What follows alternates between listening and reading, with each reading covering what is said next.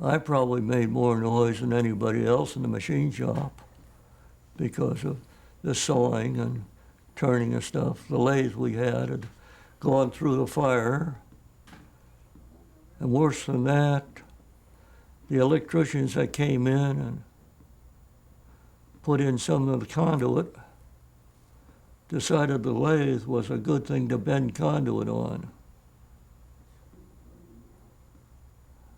And the punk little kid was telling me, get away from that thing. Well, I would have to go in and call Mr. Farnsworth out to tell him to come in and keep these, well, gentlemen, from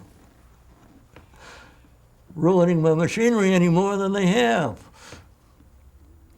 Because I'd spend a lot of time just working on it, adjusting it, getting it right, and then come on in and do some very thing that they had no idea what it was. Well, it was two pieces of steel side by side that you could put something in and bend it over, so it meant a good thing to bend. Well, of course, you throw the lathe all out of commission.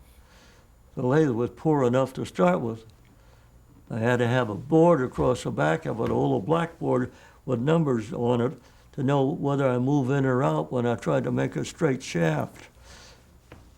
Was it hard to get new equipment? Huh? Was it hard to get new equipment or supplies when you needed it? Or was it pretty easy? Well, what's new equipment?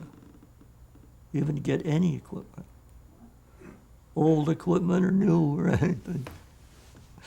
Yes, it was hard.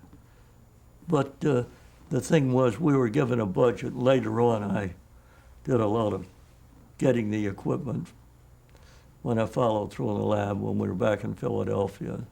I got into that end phase of it and the like. But the bills were all paid from San Francisco. And they could not understand why I wanted a shotgun and a sewing machine. And why did you? Do I have to explain it to you too? Well, the sewing machine was to make a little thing to perforate a lot of holes. And the shotgun was for the same purpose. And we would load the shells with different loads of